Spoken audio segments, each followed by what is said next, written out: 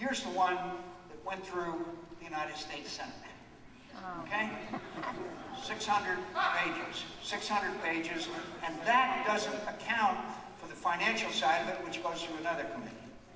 1,000 pages is the bill that was gone through the House. I sat for 13 days going through this bill in the Health Committee, of which I'm a member. Not one amendment that would have curbed the cost of health care in America was accepted, and the votes went down on a party line basis, I'm sorry to say. There has not been bipartisan negotiations which are necessary if we are going to come up with a solution to this problem. So let me just mention to you what the Congressional Budget Office said about this plan. Now, the Congressional Budget Office is a nonpartisan group that says that gives us the cost estimates for various legislative proposals. It said, in the director's name, Zelmendorf, he said, on the contrary, the legislation significantly expands the federal responsibility for health care costs. The changes we have looked at so far do not represent the sort of fundamental change on the order of magnitude that would be necessary to offset the direct increase in federal health costs, including in the insurance coverage proposals, and asked if the cost is reduced over time. The director said, no. The way I would put it is the curve is being raised. In other words, we are possibly enacting a legislation which will increase health care costs rather than decrease them over time. Now, there's been in addition to that, my friends, I'm sorry to tell you, an increasing influence by the special interests in Washington, D.C. Let me give you one great example, and that's the drug companies. The drug companies came to the table, and the drug companies demanded that in return for an $80 billion reduction in the cost that would be passed on, they got a deal at the White House. Now, they've got a lobbyist, they've got an army of lobbyists in Washington, but their head lobbyist is a guy named Tozan. Now, he gets paid over $1 million a year. Now, let me tell you what he was quoted in the newspaper as saying, quote, the pharma, that's the drug companies, are spending $150 million supporting the reforms. He said, we were assured, quote, we need somebody to come in first. If you come in first, you will have a rock-solid deal. He's talking about negotiations with the White House. Mr. Tozan said the White House had tracked the negotiations throughout, ascending to decisions to move away from ideas like the government negotiating of prices or the importation of cheaper drugs from Canada. $80 billion in savings would be over a 10-year period. $80 billion is the max, no more or less, he said. Adding other stuff changes the deal. That's not transparency in government. That's not change we need. That is same old pork barrel, wheeler dealer behind in smoke-filled rooms behind closed doors that the American people reject. And the next time,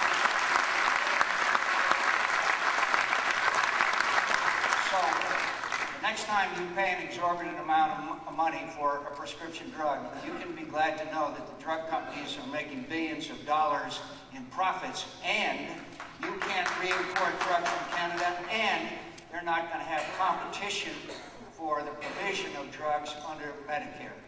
That's obviously something that's very wrong. So let me also mention to you what the Mayo Clinic says. And we are proud to have the Mayo Clinic here in Arizona. Let me just tell you what the Mayo Clinic says about this deal. And I quote from a statement by the Mayo Clinic. Although there are some positive provisions in the current House bill, the proposed legislation misses the opportunity to help create higher quality, more affordable health care for patients. In fact, it will do the opposite.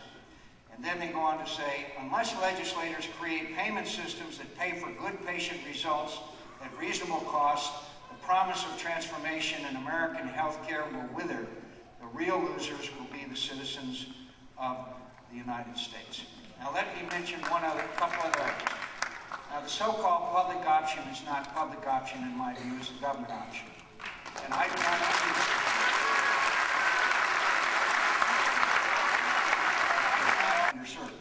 want affordable and available health care to all Americans. Now let me just tell you some of the things that we should do and some of the things that we can do. And first of all, I think you should be able to go across state lines to get the health insurance policy.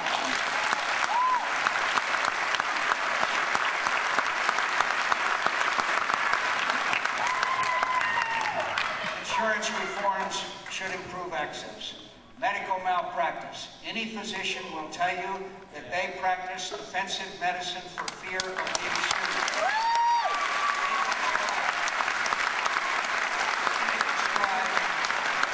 They prescribe unnecessary tests and unnecessary procedures for fear of finding themselves in court. There are some physicians, neurosurgeons in some places, that pay as much as $200,000 a year premiums for their malpractice insurance.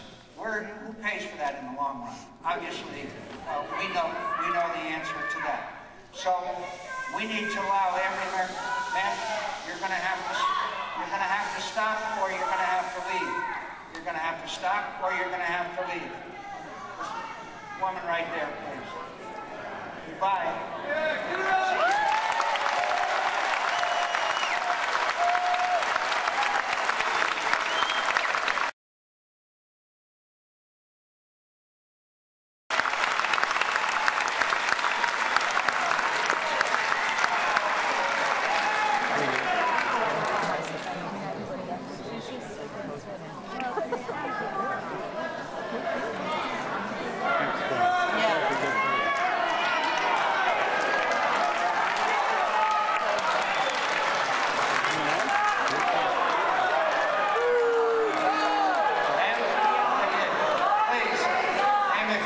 I will respond to a question if you'll be quiet. Go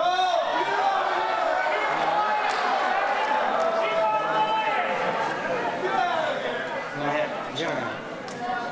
So, my friends, I think we should give every American a $5,000 refundable tax credit. Go and buy.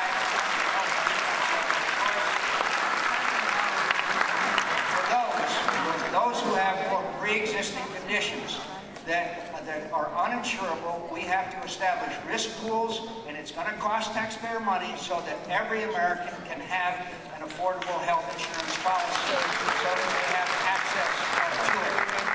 Now, let me also mention to you that we need incentives for wellness and fitness. We need to reward people who don't smoke and exercise,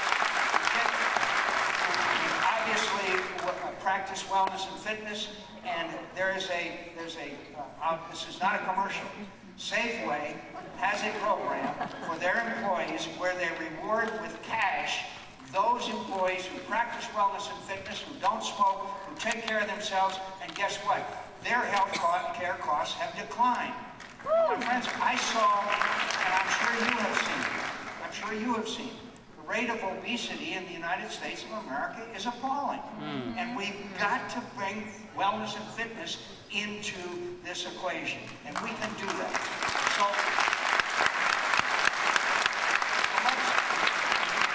let's have real competition.